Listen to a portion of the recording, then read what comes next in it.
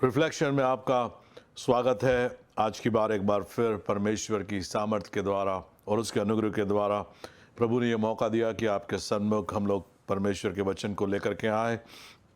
ये हमारे लिए एक बड़ी आशीष का कारण है कि प्रभु की सेवकाई के लिए वो हमें इस्तेमाल करता है। इसलिए हम आपसे निवेदन करते हैं प्रतिदिन हमारी सेवकाई को प्रार्थना में स्मरण रखें। यदि आप कोई दान देना चाहते हैं तो आप इस सेवकाई के लिए प्रभु यीशु मसीह के नाम से अपने दान को, सहयोग को दे सकते हैं। कुछ ही क्षणों में एक नंबर स्क्रीन के ऊपर आएगा, उस पर आप कॉल कर सकते हैं, दान दे सकते हैं और उस नंबर पे कॉल करके प्रार्थना भी करवा सकते हैं ताकि प्रभु यीशु मसीह के नाम से हम लोग आपके लिए विश्वास से प्रार्थना करें। प्रभु आपको बहुत आयत से आशीष देगा। आइए आज की शाम हम लोग अपनी शिक्षा को आगे बढ़ाते हैं। ये हर सोमवार को हम लोग इसीलिए आपके पास में आते हैं कि आप प्रभु यीशु मसीह के अंदर परिपक्व बने। प्रभु यीशु मसीह ने आपको बुलाया है सबसे पहले कि आप उसके एक सच्चे चेले, अनुयायी बने और उसके साथ में अपने जीवन की बुलाहट को भी खोजें। और ये प्रोग्राम इसीलिए है कि आप प्रभु के अंदर परिपक्व बने, एक अच्छे अनुयायी बने और अपने जीवन की बुलाहट को आप समझ सकें। तो आइए हम लोग परमेश्वर के वचन में से आज निकालेंगे नीति वचन, उसका 6वां अध्याय 16 से लेकर के 19वीं आयत तक हम लोग पढ़ेंगे और इसी बात के ऊपर हम लोग आज मनन करेंगे। नीति वचन उसका 6वां अध्याय 16 से लेकर के 19वीं आयत में लिखा हुआ है, 6 वस्तुओं से यहोवा बैर रखता है, वरन 7 है जिनसे उसको घृणा है। अर्थात 17वीं आयत, घमंड से चढ़ी हुई आंखें, झूठ बोलने वाली जीभ और निर्दोष का लहू बहाने वाले हाथ, अनर्थ कल्पना गढ़ने वाला मन, बुराई करने को वेग दौड़ने वाले पांव, झूठ बोलने वाला साक्षी और भाइयों में झगड़ा उत्पन्न करने वाला मनुष्य। इस भाग में से हम लोग आज 7 बातों को देखेंगे जिससे परमेश्वर घृणा करता है। बहुत जरूरी है कि हम लोग ना सिर्फ उस बात को देखें जिससे परमेश्वर प्रेम करता है, जिन बातों से, वरन ये बातों को भी देखें जो परमेश्वर को बिल्कुल नापसंद है। और यहां तक नापसंद है कि बाइबल उसे कहती है इन बातों से यहोवा घृणा करता है। जब बाइबल के अंदर घृणा शब्द का इस्तेमाल किया जाता है तो वो बड़े लाइटली यूज नहीं करा जाता, वो ऐसे ही यूज नहीं करा जाता। हम लोग कई बार बोलते हैं अरे मुझे ये अच्छा नहीं लगता, ये इससे मुझे बड़ी घृणा है, ये खाना मुझे अच्छा नहीं लगता, या इस जगह से मुझे बड़ी घृणा है। हम लोग कई बार उसे बड़ी लाइटली यूज़ कर लेते हैं। इस शब्द को, हेट को हम लोग बड़े आसानी से कई बार इस्तेमाल कर लेते हैं। परंतु जब बाइबल किसी बात के विषय में बात करती है, जब उसके परमेश्वर के विषय में बात करके कहती है कि परमेश्वर को ये बातों से घृणा है, तो बहुत ज़्यादा उसके ऊपर ध्यान देने की ज़रूरत है, क्योंकि परमेश्वर इन शब्दों को, इन भावनाओं को बड़े हल्के तरीके से नहीं लेता है। परमेश्वर का वचन जब कह रहा है यहोवा इन बातों से घृणा करता है, तो उसके ऊपर हमें ध्यान देना है कि ऐसा ना हो कि ये बातें, ये चरित्र हमारे जीवन के अंदर पाए जाएं। इसलिए हमें बदलने की ज़रूरत है। परमेश्वर का वचन एक दर्पण के रूप में है। इसके अंदर जब हम देखते हैं तो कई बार हमें ना सिर्फ हमारी सुंदरता दिखती है, परंतु हमें कई बार हमारी खामियां भी दिखाई देती है। परंतु अच्छी बात यह है कि परमेश्वर के दर्पण में, वचन में देखने के द्वारा जब हमारी खामियां हमें दिखाई देती है तो उसको हम सुधार सकते हैं। हो सकता है प्राकृतिक तौर पर जब आप अपने दर्पण में देखते हो, अपने आप को आईने में देखते हो, तो कुछ चीज़ें आपको पसंद नहीं आती हो कि अरे मेरी आँख काश ऐसी होती, नाक ऐसी होती, होंठ ऐसे होते। और कई बार हम लोग उस चीज़ को बदल नहीं सकते क्योंकि उसी प्रकार से हम पैदा हुए हैं। परंतु आत्मिक रीति से हमारा चरित्र बदल सकता है। तो परमेश्वर के इस दर्पण के अंदर जब हम देख रहे हैं और कुछ चीज़ें ऐसी दिख रही है जो हमारे चरित्र में गलत है, हमारे जीवन में गलत है, उन सब को बदला जा सकता है ताकि हम मसीह की परिपक्वता में और उसकी सुंदरता में प्रतिदिन आगे बढ़ते चले जाएं। कोई भी व्यक्ति सिद्ध नहीं है, हर एक के अंदर कुछ ना कुछ, कहीं ना कहीं गलतियां होती है। हम लोग लगातार अपने इस उद्धार के अंदर जो यीशु मसीह ने हमने मुफ्त दिया है उसके अंदर हम प्रतिदिन कोशिश करते हुए बदलते चले जाते हैं, और वो व्यक्ति जो बदलता है वही सच्चा अनुन्यायी है। यीशु मसीह ने कहा, हर एक जो मुझसे हे प्रभु कहेगा वह स्वर्ग के राज्य में प्रवेश नहीं करेगा। हर एक व्यक्ति जो परमेश्वर की वचन को मानता है, जो यीशु मसीह ने कहा उसकी बातों के ऊपर जो मानता है, वही व्यक्ति प्रभु यीशु मसीह का चेला है। तो आइए हम लोग इन बातों को देखेंगे जिससे यहोवा परमेश्वर, हमारा पिता परमेश्वर घृणा करता है। पहली बात बाइबल कहती है, नीति वचन 6 अध्याय 16 से 19 आयत के अंदर जो पहली बात जिससे यहोवा घृणा करता है वह है घमंड से चढ़ी हुई आंखें। घमंड से चढ़ी हुई आंखें। कई बार हम लोग देखते हैं लोगों को जिनके अंदर बड़ा घमंड होता है, और वो व्यक्ति कई बार अधिकतर दूसरों के द्वारा तिरस्कार उसका किया जाता है। लोग उससे बातचीत करना पसंद नहीं करते, और वो व्यक्ति भी किसी से घुलना मिलना पसंद नहीं करता है, क्योंकि वो व्यक्ति सोचता है कि वो सब दूसरे लोगों से उत्तम है, बढ़ कर के है। वो व्यक्ति की आंखों के अंदर घमंड है, क्योंकि दूसरे उससे नीचे हैं। कई बार लोग इस बात के भी घमंड से भर जाते हैं कि वो दिखने में अच्छे हैं। इस बात से भी घमंड से भर जाते हैं कि उनके पास ज़्यादा पैसा है। तो ऐसे लोग जिनके पास कम पैसा है उनको वो बड़ी नीचता से देखते हैं, नीची नज़रों से देखते हैं। कई बार अपने ज्ञान से लोग घमंड से भर जाते हैं। उनको लगता है कि उनने पढ़ाई अच्छी करी, अच्छे कॉलेज में गए हैं, उनके पास अच्छा धंधा है, नौकरी है, उनका स्टेटस है। उनकी आंख के अंदर घमंड भरा रहता है, और दूसरे लोग जो उनसे गरीब हैं, कमज़ोर हैं, उनसे वो अपना डिस्टेंस बना के रखते हैं, दूरी बना के रखते हैं।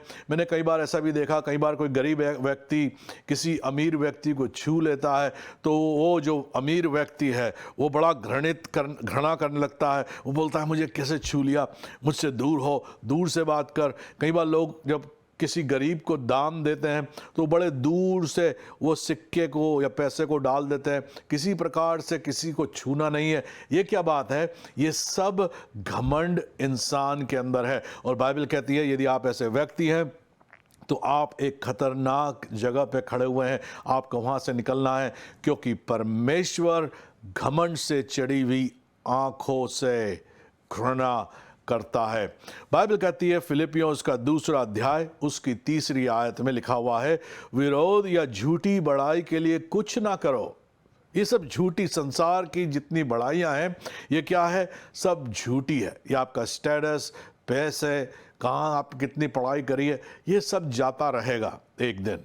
इससे कुछ भी आपके जीवन का मोल और प्रभाव नहीं पड़ता है, परंतु दीनता से एक दूसरे को अपने से अच्छा समझो। फिलिपियों 2 अध्याय उसकी 3 आयत में लिखा हुआ है, क्या करो?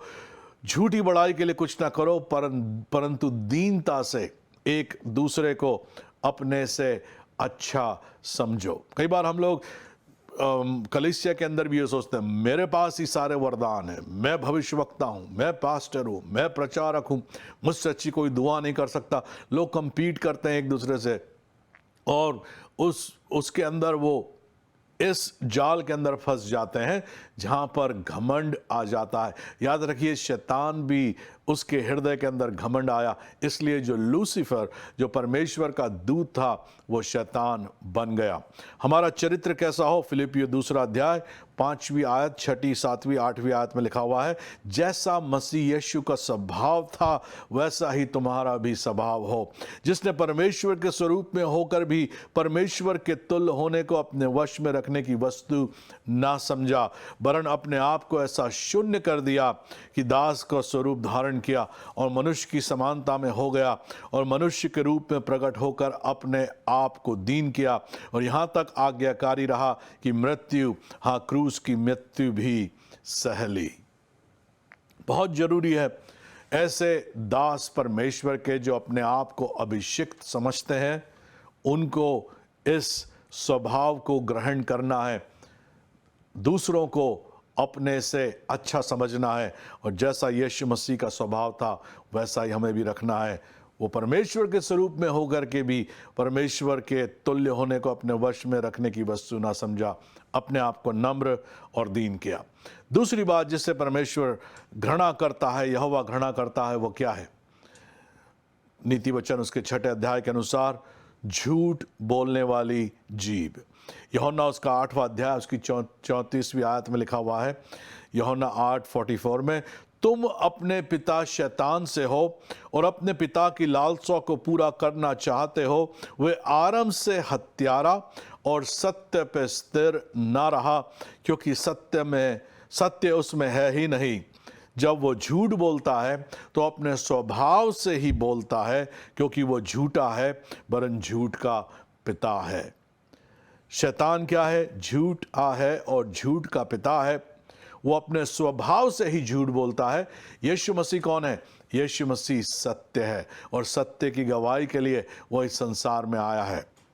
तो हम जो परमेश्वर की संतान है, हमें क्या करना है? हमें सत्य को ना सिर्फ मानना है, हमारे जीवन के अंदर सच्चाई को भी लेकर के आना है। आपके शब्द हाँ या ना हो, उससे ज़्यादा जो भी होता है, बाइबल कहती है वो दुष्ट की ओर से होता है, वो ईवल होता है, वो बुराई होती है।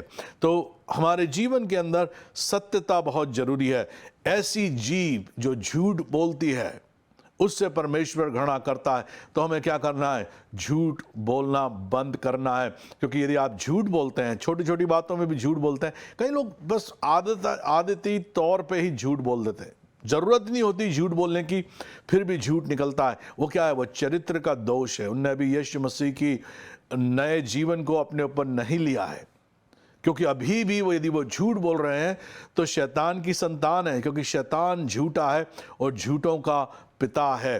तो आपकी जीभ यीशु मसीह के नाम से मैं प्रार्थना करता हूं कि वो पूरी रीति से शुद्ध करी जाए और सच्चाई आपके जीवन के अंदर प्रकट हो और सच्ची जीभ परमेश्वर आपको दे।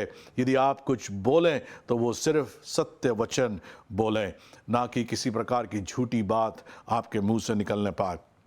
तीसरी बात जिससे परमेश्वर घृणा करता है वह है निर्दोष का लहू बहाने वाले हाथ। परमेश्वर घृणा करता है ऐसे हाथों से जो निर्दोष का लहू बहाते हैं। इस संसार में कई बार आप देखते हैं मसीह लोगों को सताया जाता है, कईयों की जान ले ली जाती है, उनको झूठे आरोपों में फंसाया जाता है।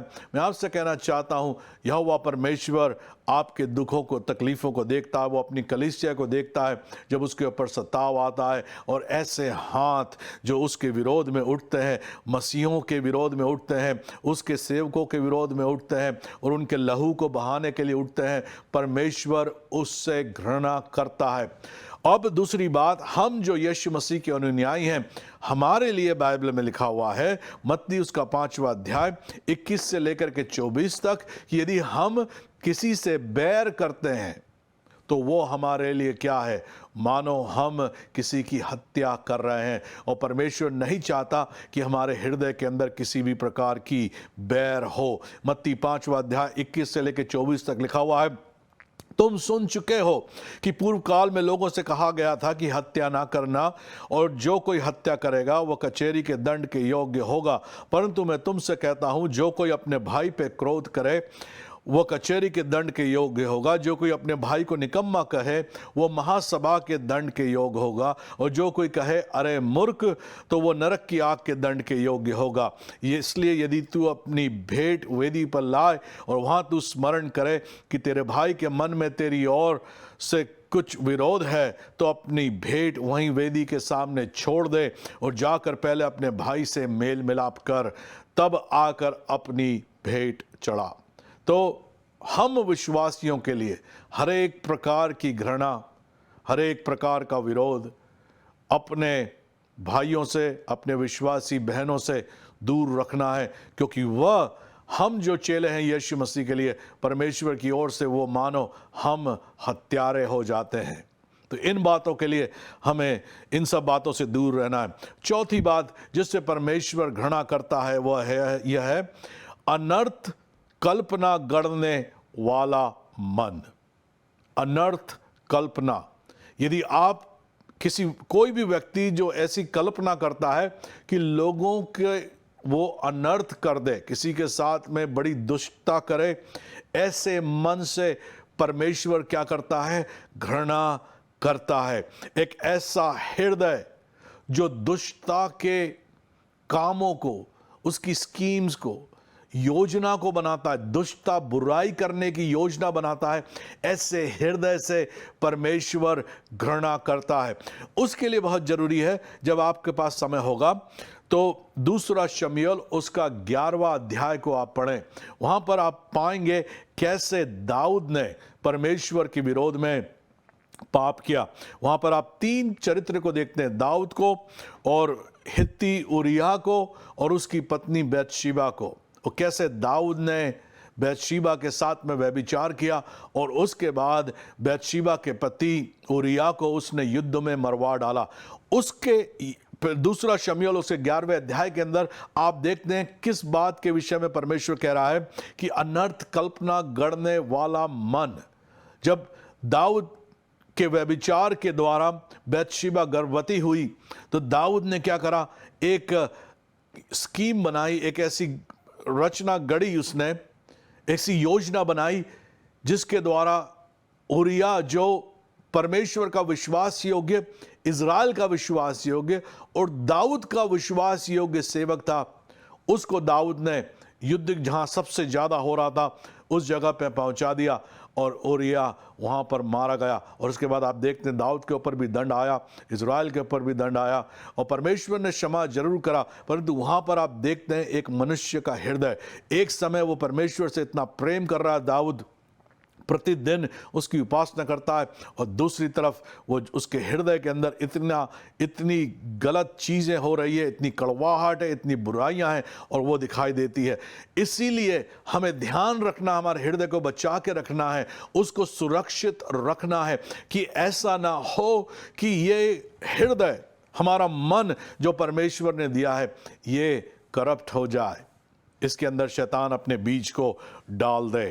तो दूसरा शमूएल उससे 11वें अध्याय को पढ़ें जब भी आपको समय मिलेगा और आपको मालूम पड़ेगा कैसे परमेश्वर अनर्थ कल्पना गढ़ने वाले मन से घृणा करता है। 5वीं बात जिससे परमेश्वर घृणा करता है वह है बुराई करने को वेग से दौड़ने वाले पांव। क्या मतलब है इसका?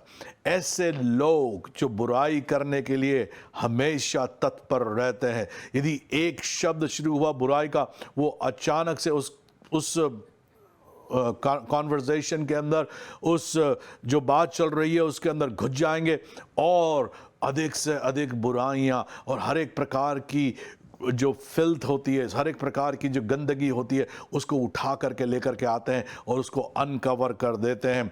ऐसे बुराई करने वाले से, वेग से दौड़ने वाले पांव से परमेश्वर क्या करता है? घृणा करता है। कुलुसियों की पत्री उसका 3रा अध्याय 5वीं, 6वीं और 7वीं आयत को यदि आप देखेंगे तो यहाँ पे लिखा हुआ है, इसलिए अपने उन अंगों को मार डालो जो पृथ्वी पर है, अर्थात व्यभिचार, अशुद्धता, दुष्कामना, बुरी लालसा और लोभ जो मूर्ति पूजा के बराबर है।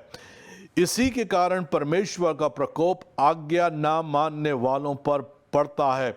और तुम भी जब इन बुराई में जीवन बिताते थे तो इन्हीं के अनुसार चलते थे। तो इन सब बातों से हमें क्या करना है?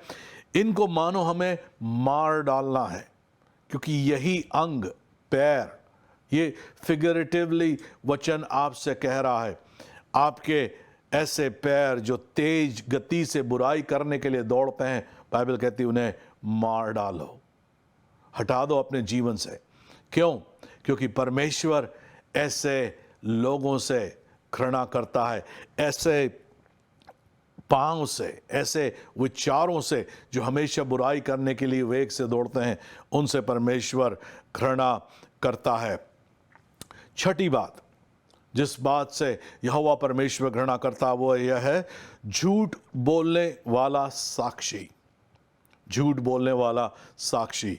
कुलुसियों उसका 3रा अध्याय 9वीं और 10वीं आयत में लिखा हुआ है, एक दूसरे से झूठ मत बोलो क्योंकि तुमने पुराने मनुष्यत्व को अपने कामों समेत उतार डाला है और नए मनुष्यत्व को पहन लिया है, जो अपने सृजनहार के स्वरूप के अनुसार ज्ञान प्राप्त करने के लिए नया बनता जाता है। निर्गमन उसका 20वां अध्याय उसकी 6ठी आयत में लिखा हुआ है, तो किसी के विरुद्ध झूठी साक्षी ना देना। ये परमेश्वर की आज्ञा है। और हर एक व्यक्ति जो झूठी गवाही देता है, परमेश्वर उन बात से घृणा करता है। परमेश्वर झूठ बोलने वाले साक्षी से घृणा करता है। इस बात को ध्यान से सुनिए। कई बार हम लोग दबाव के अंदर आकर के ये सोचते हैं कि अरे मैं तो गवाही दे दूंगा, कुछ नहीं होगा, मैं बोल दूंगा। मैंने देखा कई बार विश्वासी लोग भी झूठी बात की गवाहियां देना शुरू कर देते हैं और वो सोचते हैं इसका कोई परिणाम नहीं होगा। इसीलिए कई लोग तकलीफ के अंदर पड़े हुए हैं, इसीलिए कई लोग दुष्ट के हाथों में हैं, इसीलिए कई लोग लगातार परीक्षाओं के अंदर से, समस्याओं से गुजरते रहते हैं। क्योंकि यदि आप एक हाथ से शैतान के साथ में चल रहे हैं, दूसरे हाथ से आप यीशु मसीह के साथ नहीं चल सकते। बाइबल कहती है अंधकार और ज्योति का कोई मेल नहीं है, जीवन और मृत्यु का कोई मेल नहीं है। यीशु मसीह का और बाल देवता का कोई मेल नहीं है। संसार का और स्वर्ग का, उसके राज्य का कोई मेल नहीं है। शैतान और परमेश्वर का कोई मेल नहीं है। विश्वासी और अविश्वासी का कोई मेल नहीं है। इसीलिए यदि आप झूठी साक्षी देने वाले व्यक्ति हैं, जो झूठे गवाह बन के खड़े हो जाते हैं, मैं आपको चेतावनी देना चाहता हूं, ये परमेश्वर के विरोध में है और परमेश्वर इससे प्रसन्न नहीं होता। 7वीं और अंतिम बात जिससे परमेश्वर घृणा करता है, कौन सा कृत्य है जिससे परमेश्वर घृणा करता है, वह यह है 7वीं आयत, भाइयों के बीच में झगड़ा उत्पन्न करने वाला मनुष्य। परमेश्वर को बिल्कुल पसंद नहीं है जो फूट डालता हो, एक दूसरे को उस्काता हो। मैं आपको चेतावनी देना चाहता हूं, ऐसे लोग जो घर घर जा करके एक दूसरे को उस्काते हैं, एक परिवार को दूसरे परिवार को, एक व्यक्ति को दूसरे व्यक्ति के विरोध में उस्काते हैं, मैं आपको चेतावनी देना चाहता हूं। बाइबल कहती है परमेश्वर को इस बात से घृणा आती है, परमेश्वर इस बात को पसंद नहीं करता। इसलिए हमें क्या करना है, ये सब शैतान के कामों को हमारे जीवन से निकालना है। शैतान हमें परीक्षा में तो लेकर के आएगा, परंतु हम उन परीक्षाओं से हमें निकलना है, उसको रोकना है। बाइबल कहती है शैतान का सामना करो और वो तुम्हारे सामने से भाग निकलेगा। ऐसा व्यक्ति जो भाइयों के बीच में झगड़ा उत्पन्न करता है, परमेश्वर उसे नहीं चाहता। इस बात से परमेश्वर को घृणा है। मत्ती उसका 5वां अध्याय उसकी 9वीं आयत में लिखा हुआ है, धन्य है वे जो मेल करवाने वाले हैं, क्योंकि वे परमेश्वर के पुत्र कहलाएंगे। धन्य है वे जो मेल करवाने वाले हैं। ऐसा व्यक्ति जो शांति लेकर के आता है और दो विरोधी जो भाई हो चुके हैं उनको वापस से उनका समझौता करा देता है, उनको जोड़ देता है, वो व्यक्ति क्या है, धन्य है। और वो व्यक्ति का चरित्र दिखाता है कि वो परमेश्वर का पुत्र है। यदि आप ऐसे व्यक्ति, जहां आप जाते हैं वहां फूट डल जाती है, तो आप परमेश्वर के जन नहीं, आप शैतान की ओर से आए हुए हैं। इसलिए आपको पश्चाताप करना है और प्रभु के पास में आके माफी मांगनी, कहना प्रभु मुझे क्षमा कर, मेरे पापों का मैं अंगीकार करता हूं, मेरे जीवन को तू बदल दे। पहला यूहन्ना उसका 4था अध्याय 20वीं और 21वीं आयत। पहला यूहन्ना की पत्री, यूहन्ना का सुसमाचार है और यूहन्ना की पत्री भी है। तो पहला यूहन्ना उसका 4था अध्याय 20वीं और 21वीं आयत में लिखा हुआ है, यदि कोई कहे कि मैं परमेश्वर से प्रेम रखता हूं और अपने भाई से बैर रखे तो वो झूठा है, क्योंकि जो अपने भाई से जिसे उसने देखा है प्रेम नहीं रखता, तो वो परमेश्वर से भी जिसे उसने नहीं देखा प्रेम नहीं रख सकता। और उसने हमें यह आज्ञा दी है कि जो कोई परमेश्वर से प्रेम रखता है वो अपने भाई से भी प्रेम रखे। इसका सारांश क्या है, भाइयों के बीच में प्रेम होना जरूरी है। यदि आप जो व्यक्ति झगड़ा उत्पन्न करेगा वो क्या है, वो या तो दोनों को ही नहीं पसंद करता, या एक व्यक्ति को पसंद करता है और दूसरे व्यक्ति को पसंद नहीं करता है। परंतु हम जो मसीह यीशु में हैं, हम लोग सब प्रभु यीशु मसीह के संतान हैं, हम उसके परिवार के हैं, तो हम आपस में जुड़े हुए हैं, हम लोग भाई बहन हैं, इसलिए एक विश्वासी दूसरे विश्वासी के विरोध में ना जाए, बाइबल हमें सिखाती है। एक दूसरे के विरोध में हम लोग गड्ढे को ना खोदें, एक दूसरे के लिए जाल ना फैलाएं, और ना एक विश्वासी को दूसरे विश्वासी से हम लड़ाने की कोशिश करें।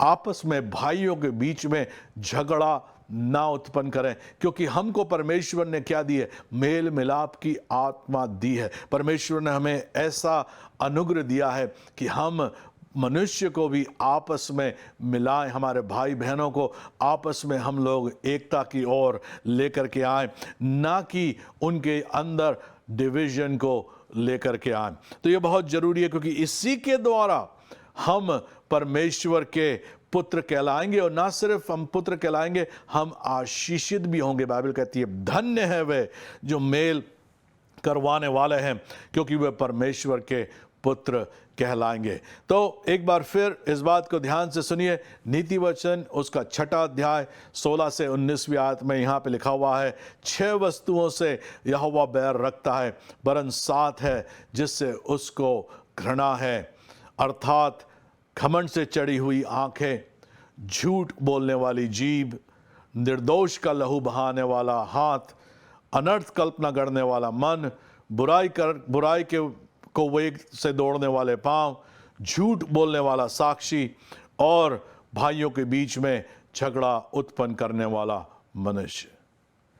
हो सकता है कहीं आप चूक कर रहे हो, परंतु यीशु मसीह का लहू आपको शुद्ध करता है। और मैं ये प्रार्थना करता हूँ परमेश्वर के अनुग्रह आपके जीवन पे आए, और जो भी गलतियाँ हमारे जीवन में हैं उसे हम बदलते हुए चले जाएं, क्योंकि प्रभु यीशु मसीह आपसे प्रेम करता है। यदि आपने आज तक यीशु मसीह को अपना उद्धारकर्ता स्वीकार नहीं करा है, आज की शाम परमेश्वर आपको बुलाता है, मेरे पीछे ये प्रार्थना करें, हे प्रभु यीशु, मैं तुझे अपना उद्धारकर्ता स्वीकार करता हूँ। मैं विश्वास करता हूँ कि तूने क्रूस पर मेरे लिए जान दी और तीसरे दिन मुर्दों में से जी उठा। प्रभु यीशु, तू मेरा प्रभु है, ये मेरा अंगीकार है। मुझे अपने पवित्र आत्मा से भर दे, यीशु के नाम से, आमीन। प्रभु यीशु के नाम से मैं आपके लिए प्रार्थना करता हूं, प्रभु आपको आशीष दे। प्रभु यीशु मसीह आपको अभी इसी घड़ी स्पर्श करे, और जो भी ज़रूरत आपके जीवन में है, प्रभु यीशु के नाम से वो सारी ज़रूरतें पूरी होती चली जाएं। हर एक प्रकार की तकलीफ आपके जीवन से दूर हो। प्रभु का दाहिना हाथ आपको स्पर्श करे। पवित्र आत्मा की आग आपके परिवार में और आपके प्रतिदिन के जीवन के ऊपर लगी रहे। प्रभु यीशु मसीह आपको आशीष दे, यीशु के नाम से, आमीन। अगले सोमवार इसी समय आपसे फिर मुलाकात होगी, यीशु मसीह के नाम से।